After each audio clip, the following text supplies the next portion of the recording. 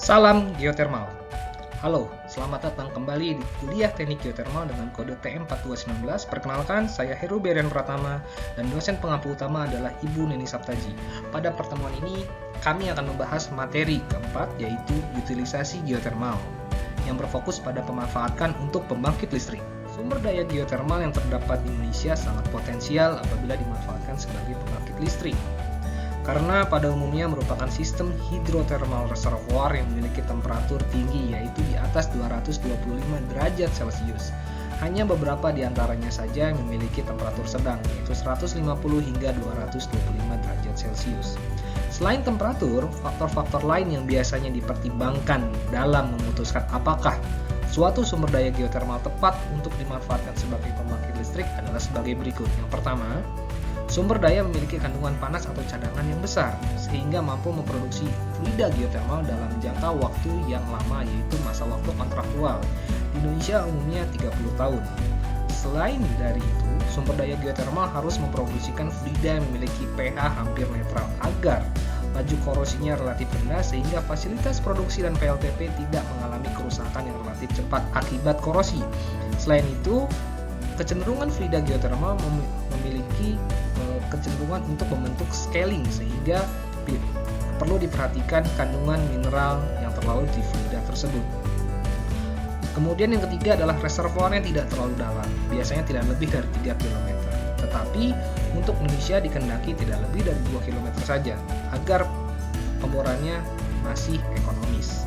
Yang terakhir, karena sumber geotermal berada di remote area, dan di Indonesia karena umumnya terletak di daerah pegunungan, maka jangkauannya relatif lebih sulit. Oleh karena itu perlu untuk dipertimbangkan dalam membuat akses sarana dan prasarana jalan, seperti contohnya untuk membuat PLTP di daerah tersebut. Pemanfaatan energi geotermal untuk pembangkit listrik di Indonesia perlu untuk didukung. Pemanfaatan energi geotermal untuk pembangkit listrik akan membantu mengurangi pemanfaatan migas yang digunakan untuk pembangkit listrik, sehingga menghemat cadangan devisa negara. Indonesia memiliki sumber energi geotermal yang besar dan tersebar di seluruh wilayah Indonesia, sehingga dapat dimanfaatkan untuk memenuhi kebutuhan listrik masyarakat dan industri. Hal ini akan dapat membantu meningkatkan standar hidup masyarakat dan mendorong pertumbuhan ekonomi serta mendukung ketahanan energi nasional. Beberapa faktor pendukung lainnya adalah: 1. Energi geotermal merupakan energi yang dapat diandalkan atau reliable untuk pembangkit listrik, karena dapat membangkitkan listrik 24 jam dalam sehari, 7 hari dalam seminggu, dan 365 hari dalam setahun. Yang kedua adalah energi geotermal merupakan sumber energi yang ramah lingkungan, karena emisi gas rumah kaca yang dihasilkan dari PLTP ini sangat rendah dibandingkan dengan pembangkit listrik tenaga lainnya. Kemudian yang ketiga adalah pemakaian lahan per megawatt untuk proyek geotermal relatif rendah, atau small environmental footprint-nya sangat rendah dibandingkan dengan energi lainnya. Yang terakhir adalah apabila dikelola dengan baik, sumber energi geotermal dapat menjadi sumber energi yang berkelanjutan atau sustainable. Dengan pengelolaan yang baik dan tepat, atau kita kenal sebagai good reservoir management, telah membuktikan bahwa lapangan geotermal mampu memproduksikan 100 tahun lebih, seperti yang ada di PLTP Ladarero, Italia. Dari aspek teknologi, pembangkit listrik tenaga panas bumi atau kita kenal sebagai PLTP pada prinsipnya sama dengan PLTU atau pembangkit listrik tenaga uap. Hanya PLTU uap yang dibuat di permukaan menggunakan boiler, sedangkan PLTP uap berasal dari bawah, yaitu dari reservoir geotermal yang diproduksikan melalui sejumlah sumur yang dibor hingga ke reservoir. Dan umumnya kedalamannya berkisar antara 2 hingga 3 km.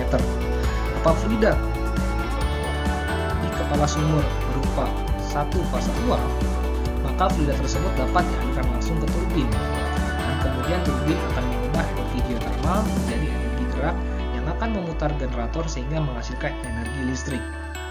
Apabila fluida geotermal dari kepala sumur sudah sebagai fluida campuran, yaitu campuran antara fasa air dan fasa uap, maka terlebih dahulu harus dilakukan proses pemisahan pada fluida tersebut. Hal ini dimungkinkan dengan melewatkan fluida ke dalam separator, sehingga fasa uap akan terpisah dari fasa cairnya. Fraksi uap yang dihasilkan dari separator inilah yang kemudian dialirkan ke turbin sehingga menghasilkan listrik nantinya.